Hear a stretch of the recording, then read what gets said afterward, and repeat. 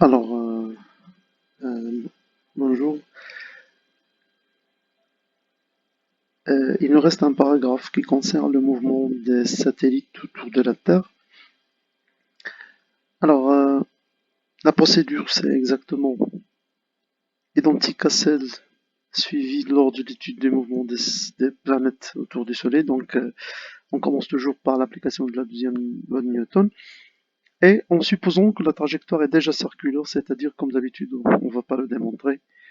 Alors, la seule force qui existe, c'est la force appliquée par la Terre, la force de gravitation universelle, donc F, la force appliquée par la Terre sur le satellite, égale la masse du satellite multipliée par l'accélération du centre d'inertie. Alors, procédons à la projection sur le repère de Fresnel, SUN, comme montré dans la figure. Donc,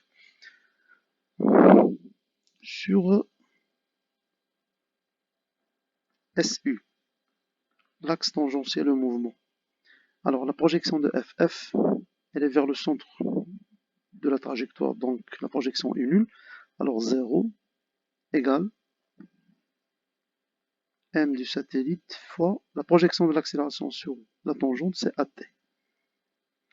Alors maintenant la projection sur Sn, l'axe normal, c'est... Alors la projection de F, c'est le module de Ft sur S égale la masse du satellite multipliée par l'accélération normale. Alors cette projection va impliquer que at, l'accélération tangentielle est nulle. Alors pour la deuxième projection, on remplace Fts par son expression G, la masse de la Terre fois la masse du satellite divisé par r carré, avec r, le rayon de la trajectoire, égale à an.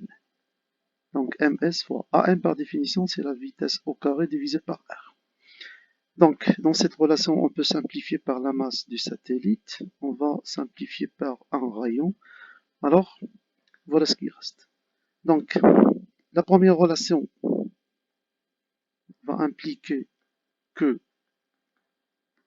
l'accélération tangentielle doit être nulle, donc ce qui implique que la dérivée de la vitesse par rapport au temps, qui est égale à l'accélération tangentielle, égale à 0. Donc la vitesse est constante.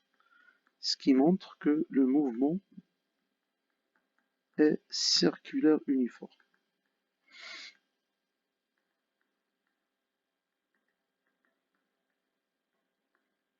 Maintenant, si on passe à la relation 2. Alors, la relation 2 va impliquer que, après simplification, G fois la masse de la Terre sur R égale à la vitesse au carré. Le rayon de la trajectoire, on va le remplacer par la somme de la rayon de la Terre, parce qu'on considère que la Terre a une symétrie sphérique, plus h, avec h, c'est la hauteur du satellite, c'est-à-dire la distance calculée à partir de la surface de la Terre jusqu'au centre du satellite. Donc on obtient la relation qui est semblable à celle des vitesses des planètes par rapport au Soleil, c'est la racine carrée de g fois la masse de la Terre sur rt plus h. Voilà. Alors, voilà la relation la plus importante. Et là, c'est la relation de la vitesse. Maintenant, on passe à la vitesse angulaire, oméga. Alors, la relation entre la vitesse angulaire et la vitesse linéaire, c'est oméga est égal à v sur le rayon. Donc, c'est 1 sur rt plus h, multiplié par la racine carrée de gmt sur rt plus h. Donc, oméga, c'est la racine carrée de gmt sur rt plus h, le tout à la puissance 3. Donc, voilà l'expression de oméga. Finalement, la période,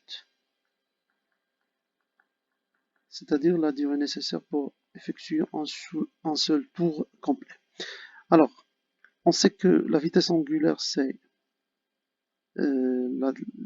l'angle parcouru sur le temps.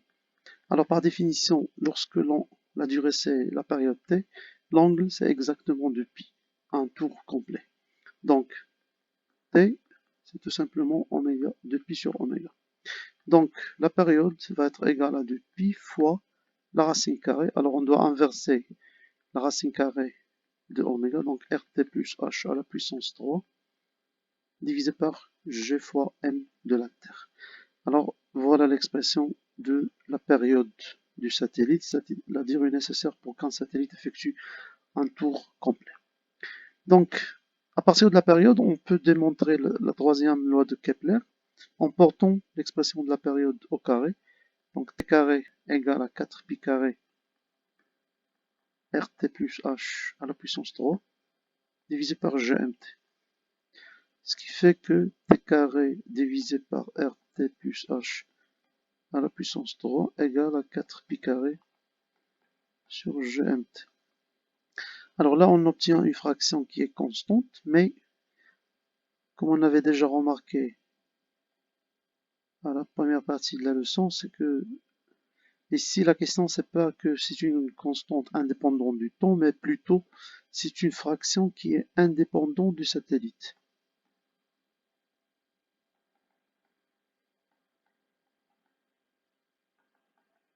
Donc tout objet qui est en gravitation autour de la Terre aura la même valeur de cette fraction.